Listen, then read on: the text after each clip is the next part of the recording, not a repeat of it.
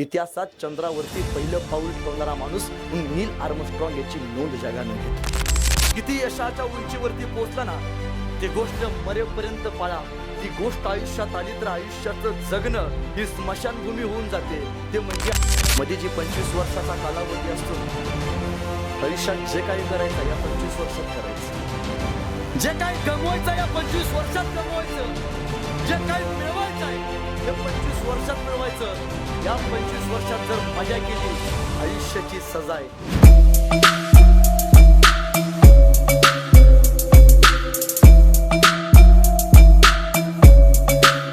या जगात पहिल्यांदा चंद्रावरती पाऊल ठेवलं त्या माणसाचं नाव काय? काय नाव? नील आर्मस्ट्रॉंग आपण म्हणतो। नील आर्मस्ट्रॉंगच चंद्रावरती पाऊल ठेवणार होता? तोच ठेवणार होता? नाही। याचं उत्तर नाहीये, प्रामाणिकपणे नाहीये। का नाहीये? कारण अपोलो विमानाची मांडणी अशी होती की तो विमान चालवण्यासाठी एक को पायलट म्हणजे एक पायलट असा हवा होता की जो प्रशिक्षित आहे, ज्याला स्काय फ्लायचा अनुभव होता, ज्याला आकाशात विमान उडवायचा अनुभव होता आणि ज्याच्याकडे धाडस असतं। आणि धाडस असणारी माणसं फार करून आपल्याला जवानांमध्ये बघायला मिळतात। जवान जे असतात त्यांच्यामध्ये धाडशी प्रवृत्ती फार असते। अमेरिकेने ठरवलं की एखादा धाडशी व्यक्ती आपण या विमानाचा पायलट म्हणून आपण निवडायचा, आणि त्यावेळी एका धाडशी व्यक्तीचं निवड करण्यात आली। तो म्हणजे एल्डिसन अल्डारिन, जो अमेरिकेचा नौसैनिक होता, उत्कृष्ट स्काय फ्लायचा त्याच्याकडे अनुभव होता। त्याला पायलट केलं, त्याला सांगितलं चंद्रावरती तू पाऊल ठेवायचं आहेस। उद्या चंद्रावरती पाऊल ठेवलास, विमान गेल्यावरती दुसऱ्या दिवशी अखंड जगात तुझं नाव होईल। ठीक आहे, तो पायलट होता आणि को पायलट म्हणून नील आर्मस्ट्रॉंग याची निवड झाली होती। विमान गेलं, चंद्राच्या कक्षेत पोहोचलं। आता वेळ होती, चंद्रावरती पाऊल ठेवायची संधी होती। इतिहासात नाव कोरायचं एल्डिसन अल्डारिनला। खालनं क्षेपस्थळावरनं पहिला संदेश गेला, को पायलट फर्स्ट। अल्डारिन समोर जाईना, थांबला। त्याला वाटलं चंद्रावरती पाऊल ठेवला आणि गुरुत्वाकर्षण आपल्याला खेचून घेतलं तर जीव गेला तर। परत आलं, अल्डारिन फर्स्ट, को पायलट फर्स्ट। तो जायला समोर होईना, भिला, दजवजला। परत आलं, अल्डारिन फर्स्ट, को पायलट फर्स्ट। तो जायलाच दजावेना। शेवटी क्षेपस्थळावरनं दुसरा संदेश गेला, को पायलट नेक्स्ट। आणि दुसरा जो चंद्रावरती पाऊल ठेवणारा नील आर्मस्ट्रॉंग होता, हा पुढे गेला आणि त्यानं चंद्रावरती पहिलं पाऊल ठेवलं। इतिहासात चंद्रावरती पहिलं पाऊल ठेवणारा माणूस म्हणून नील आर्मस्ट्रॉंग याची नोंद जगानं घेतली। एक संधी, ही व्यवस्था आहे ना, एक संधी मागते आपल्याकडं फक्त। त्या संधीला खऱ्या अर्थानं सोनं रूपांतरित। तुम्हाला कधी बघितलंय का एल्डिसन अल्डारिन कोण होता? माहिती आहे? माहित नाही। इतिहासात कुठं नाव बघितलंय? नाही। पण नील आर्मस्ट्रॉंग प्रत्येकाला माहिती आहे। त्याची निवड नव्हती, पण त्यानं स्वतःला सिद्ध करून स्वतःची निवड करून दाखवली।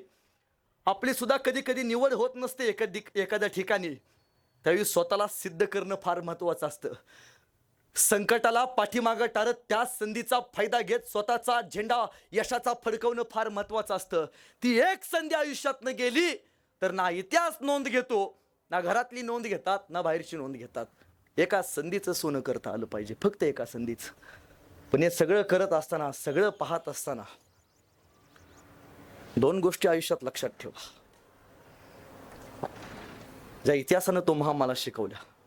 फार मोठे व्हा, इतके मोठे व्हा, या देशाचे तुम्ही जागरूक नागरिक आहात।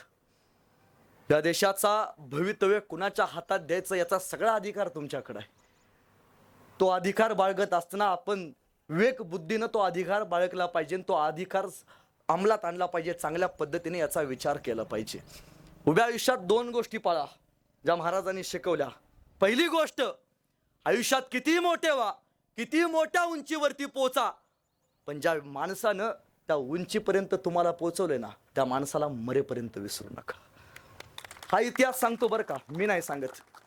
हा इतिहास सांगतो। का सांगतो? अहो, ज्यावेळी शिवाजी महाराजांचा राज्याभिषेक सोहळा होता, महाराज ज्यावेळी पहिल्या पायरीपाशी गेले असतील आणि महाराजांच्या डोळ्यात पाणी आलं, महाराजांना आठवलं आज ताना असायला हवा होता।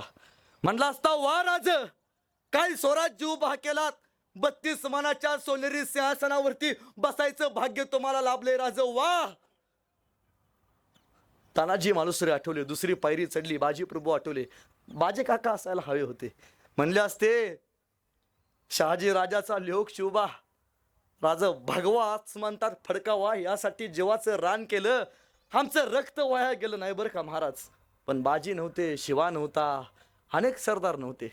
एक एक पायरी चढत असताना यशाची 32 मानाच्या सोनेरी सिंहासनाकडे जात असताना महाराजांना आपल्या शिलेदाराने दिलेल्या बलिदानाची जाणीव होती. महाराजांनी मरेपर्यंत त्या माणसाचं नाव आपल्या मुखामध्ये ठेवलं.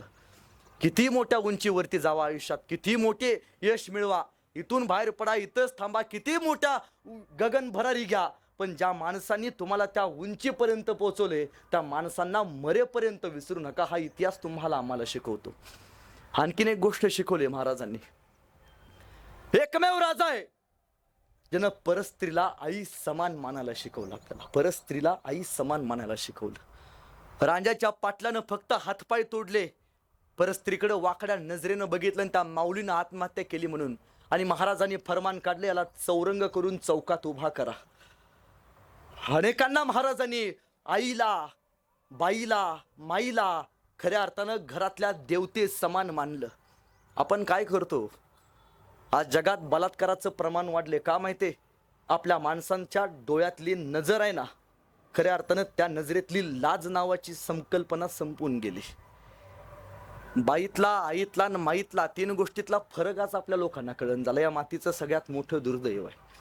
ताईनो, मी तुमच्या भावासारखा आहे. भावाचं एक वाक्य घेऊन जावा. ताईनो, जर तुम्हाला कोणी योग्य मार्ग विचारला, तर त्याला तुम्ही योग्य वाट दाखवा. पण यदा कदाचित जर तुमचा मार्ग कुणी अडवला तर त्याला शिवरायांची जात दाखवा, त्याला महाराजांची जात दाखवा. अरे, तलवारीपेक्षा तीक्ष्ण या नजरेची धार आहे. तलवारीपेक्षा तीक्ष्ण या नजरेची धार आहे. महाराष्ट्राची वाघीण तू, भवानीचा वार आहे. अरे भगव्याची रक्षणी तू, या फडफडणाऱ्या भगव्याची रक्षणी तू, स्वराज्याची तू मेख आहेस, दुबळी समजू नको स्वतःला. तू जिजाऊंची लेख आहेस, दुबळी समजू नको स्वतःला, तू जिजाऊंची लेख आहेस. त्यांनी म्हणणार आल्यापासून बायकांच्याच बाजूने बोलायला, ह्याने याला पाकडी बिकडी जास्त दिली काय. एके ठिकाणी कार्यक्रमाला होतो, कार्यक्रम संपल्यानंतर एक पोरग माझ्या पैशाला मला म्हणला, दादा तू नेहमी सांगतोस स्त्रियांनी पुरुषांसाठी हे केलं, स्त्रियांनी पुरुषांसाठी ते केलं, एका वाक्यात पटवून सांग म्हणला स्त्रियांनी पुरुषांसाठी काय केलं. घरात गेला विचारतात का नाही, सांग तू माझ्यासाठी काय केलंस. ऐका, स्त्रियांनी पुरुषांसाठी काय केलं.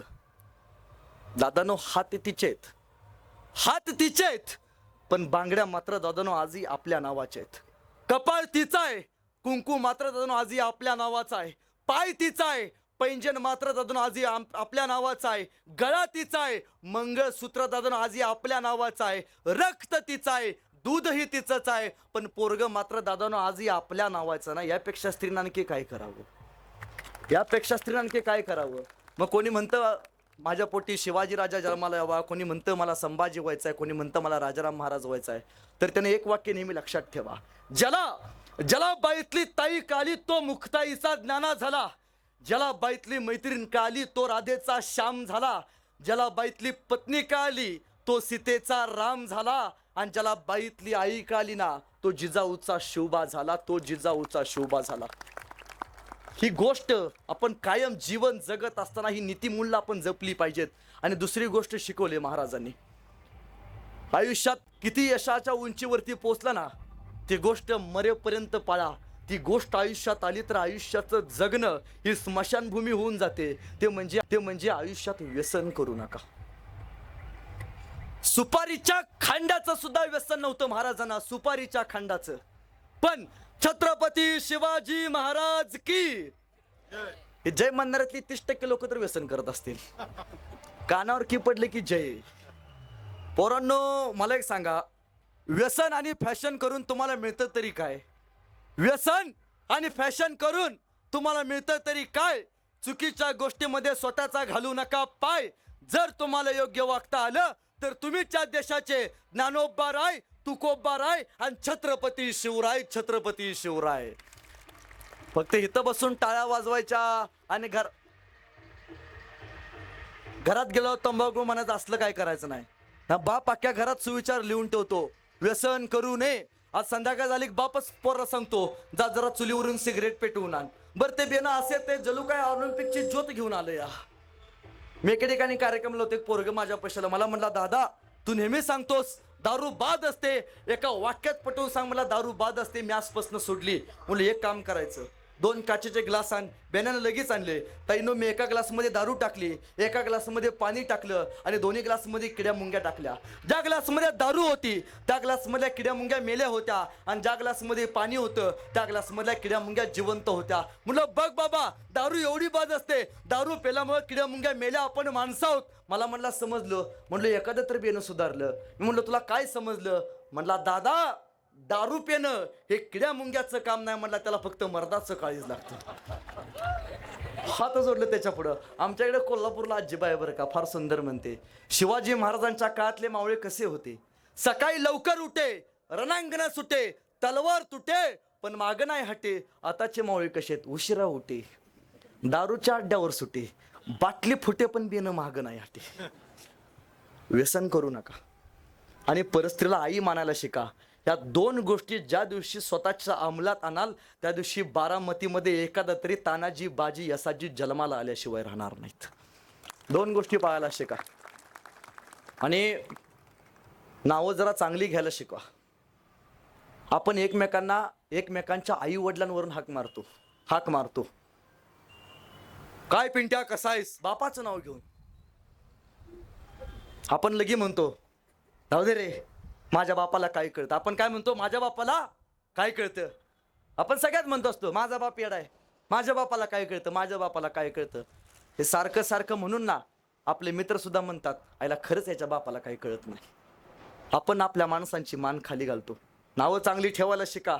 अहो फार नावं पूर्वी चांगली होती. पूर्वी बघा ना, वडिलांना काय म्हटलं जायचं, आबासाहेब. आबासाहेबांचं परत काय झालं, वडील.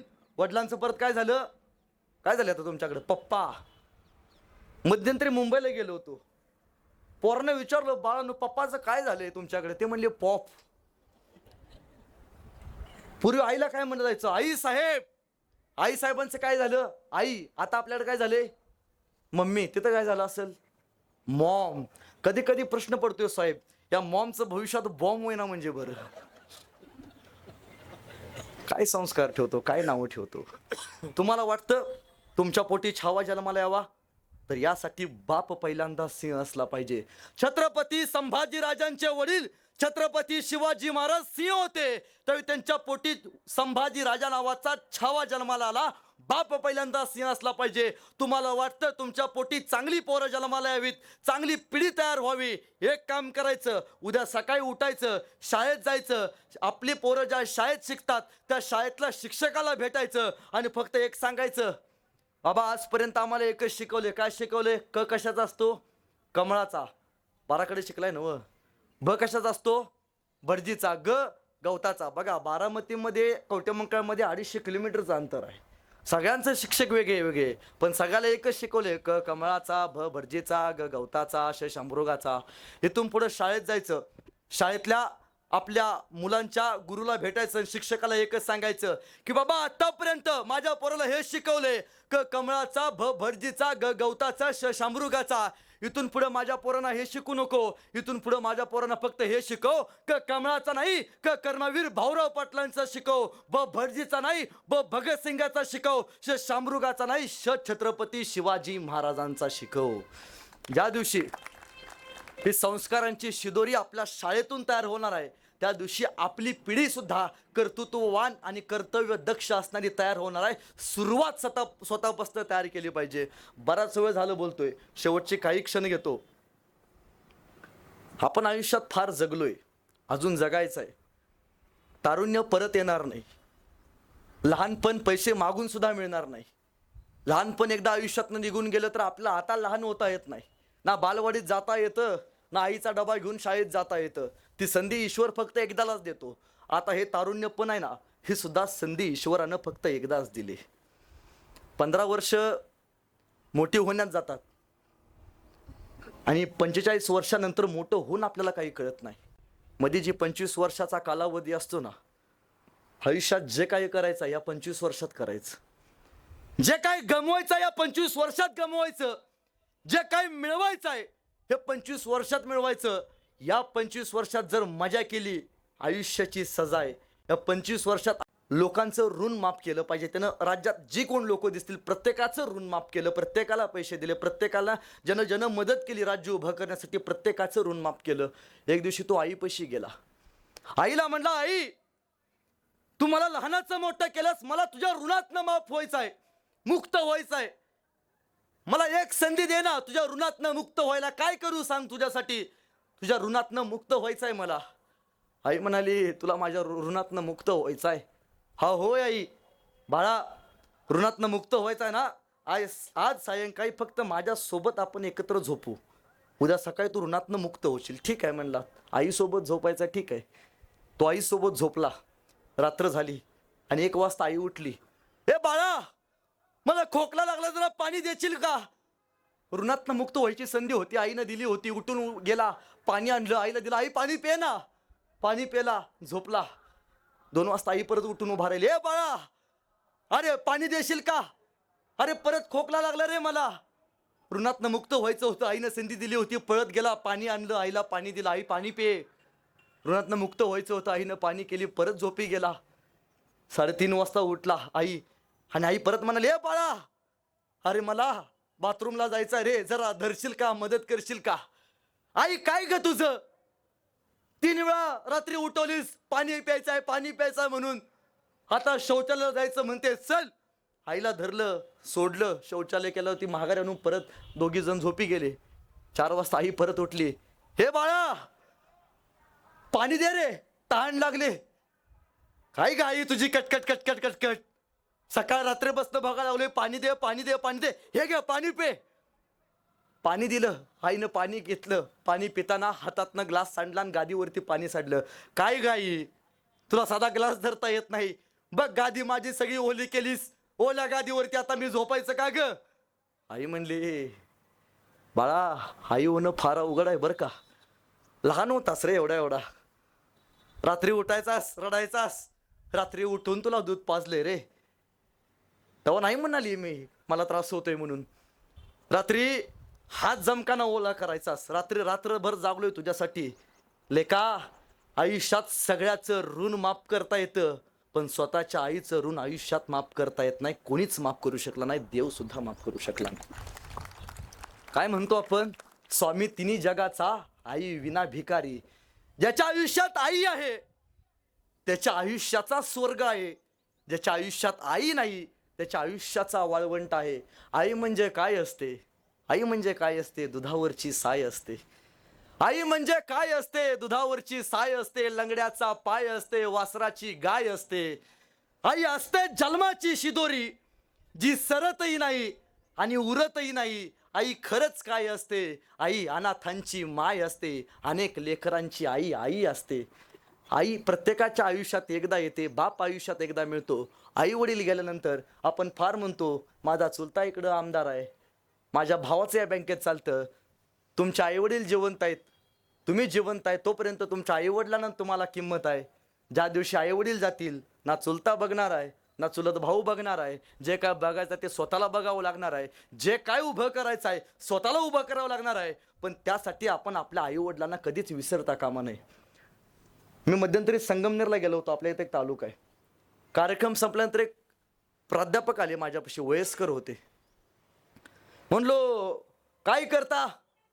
सर मी प्राध्यापक आहे, रिटायर आहे, 1.5 लाख रुपये पेन्शन आहे. मी म्हणलो बरं आहे, म्हणलो निवांत आहे. शिक्षकांचं बरं असतं. म्हणजे कधी कधी वाईट वाटतं साहेब, आता कोण शिक्षक नाही इथं, माझेच वडील शिक्षक आहेत सोडा. सरकारनं पण कसं काढलं बघा की, अवघड कामं वायरमॅन 20,000 पगार, चिकटलं की विषय गोल माहिती असतं. एसटी ड्रायव्हर 10,000 पगार, ते रात्रभर जागतं. गुरु हा सर्वश्रेष्ठच आहे हो. 1.5 लाख 2 लाख तसे पेन्शन त्यांना होती, 1.5 लाख रुपये. मी एकदा विचारलं, बरं आहे म्हणलं तुमचं? ते म्हणले, सर मला 2 मुलं आहेत बरं का.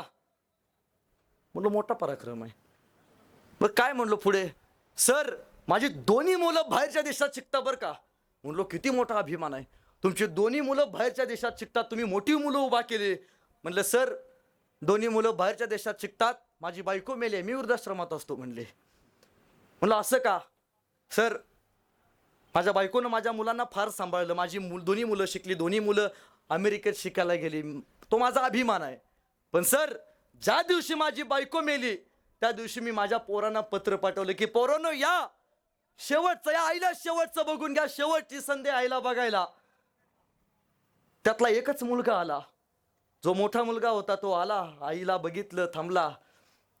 2-3 दिवसांना लगेच म्हणला मला जायचंय पप्पा, कंपनीत काम आहे. मी म्हणलो अरे थांब, आईला आत्ता मरून 3 दिवस झालेत, आत्ता माती झाले, पाहुणे भेटायला येतात, 10 दिवस तरी थांब. नाही म्हणला पप्पा हे पैसे घ्या, आईचं गोडधोड अख्ख्या गावात चांगलं घाला, पण मला आत्ता जाऊ द्या, मला आत्ता वेळ नाही.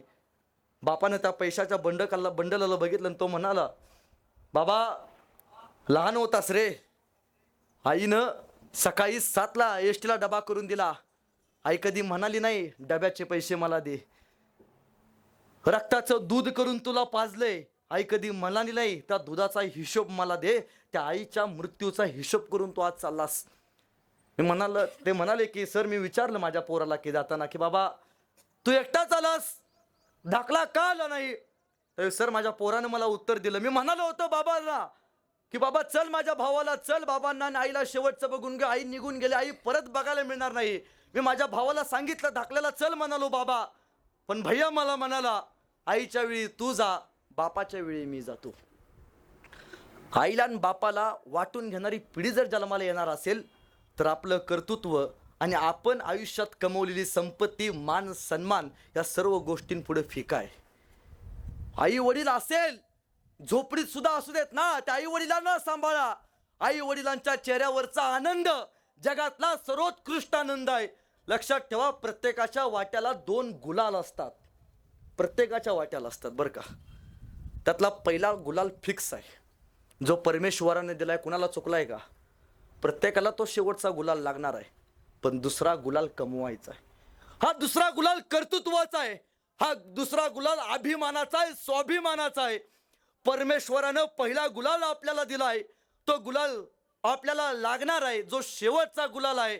पण दुसरा गुलाल हा आयुष्यात कमवायचा आहे, जो कर्तृत्वाचा आहे, जो स्वाभिमानाचा आहे, जो यशाचा आहे. आयुष्यात इतके मोठे व्हा की आपल्या गावाच्या चौकामध्ये एखादा तरी बॅनर असावा, आपण यश मिळवलेलं असावं आणि त्या बॅनरवरती आपल्या नावाच्या पुढे आपल्या बापाचं नाव असावं. आपला बाप एकटाच चौकात उभा राहावा, आपल्या बॅनरकडे बघावं आणि बापानं फक्त एकदाच म्हणावं बास, माझ्या पोरानं आयुष्यात सगळं कमवून दाखवलं. याला दुसरा गुलाल म्हणतात. या गुलालासाठी आयुष्यभर जगलं पाहिजे. आणि ताईंनो, फार मोठ्या व्हा, फार मोठ्या व्हा. एक दिवशी आपल्या आईवडिलांना गाडीत बसवा, कंपनीत घेऊन जावा. तो कंपनीचा वॉचमॅन तुमच्या आईला आणि बापाला बघून असा सल्यूट मारेल, तरी तुमच्या आईच्या आणि बापाच्या चेहऱ्यावरती आलेला आनंद तो जगातला सगळ्यात मोठा आनंद असेल. त्या आनंदासाठी आयुष्यभर जगलं पाहिजे, आयुष्यभर स्वतःला समर्पित केलं पाहिजे. ह्या सगळ्या गोष्टी तुम्ही बराच वेळ झाला ऐकलायत. या सगळ्या गोष्टी आत्मसात करायच्या असतील तर एकमेव उत्तर आहे, ते म्हणजे पुस्तक. पुस्तक वाचलं पाहिजे. पुस्तकानं मस्तक सुधारतं आणि ज्याचं मस्तक सुधारतं ना, ते मस्तक उभ्या आयुष्यात मरेपर्यंत कोणापुढे नतमस्तक होत नाही. आयुष्यात मस्तक सुधारायचं असेल तर पुस्तक पहिल्यांदा वाचलं पाहिजे. माझ्या घरी कधी, आम्ही मगाशी सुद्धा सांगितलं, मी जन्मल्यापासून आत्तापर्यंत एकदाही टी व्ही बघितला नाही, एकदाही नाही. माझ्या घरात टी व्ही नाही. वडिलांचं 40-50 लाखाचं घर आहे पण एकही टी व्ही नाही. जन्मल्यापासनं आत्तापर्यंत घरात टी व्ही नाही, 40,000चा टी व्ही नाही, पण वडिलांनी माझ्या घरात 40,000ची शिवाजीराजांची, संभाजीराजाची पुस्तकं मात्र जरूर आणून ठेवलेत. आपण आपल्या वाढदिवसाला काय देतो पोराला गिफ्ट? बंदूक. ते बेनास बापाला मारल्याचं नाटक करते, बाप मेल्याचं नाटक करतो, आईला हसायला येते. इथून पुढं एखादं तरी पुस्तक आपल्या लेकाच्या वाढदिवसाला घेऊन जावा. आतापर्यंत माझा कायम वाईट एका गोष्टीचं वाटायचं, मी लहान होतो, स्पर्धेत नंबर आल्यावरती माझ्यासोबतचे जे स्पर्धक विजेते असायचे त्यांचे वडील प्रत्येकाला काही ना काहीतरी द्यायचे. माझे पप्पा मला कायम पुस्तकं द्यायचे. मी म्हणलो काय कटकट आहे, नुसती पुस्तक पुस्तक पुस्तक. शाळेचे पुस्तक कमी पडतात का, पप्पाने पुस्तक देतात. पहिला नंबर आला पुस्तक, त्या नंबर येण्यापेक्षा पप्पा पुस्तक देतात ह्याचं टेन्शन जास्त यायचं. पण आज कळतंय त्या दिवशी जर पुस्तकं दिली नसती तर आज तुमच्या समोर उभारलो नसतो. त्या दिवशी माझ्या वडिलांनी मला पुस्तकं दिली, ती पुस्तकं वाचली म्हणून आज कुठंतरी मान मिळतोय, सन्मान मिळतोय. माणसाला माणूस म्हणून जगण्याचा अर्थ प्राप्त करायचा असेल तर आयुष्यात पुस्तक वाचलं पाहिजे. ते पुस्तक शेवटपर्यंत जपाल. एकमेकांना इथून पुढे भेट देताना एखादं पुस्तक द्याल अशी आशावाद व्यक्त करतो.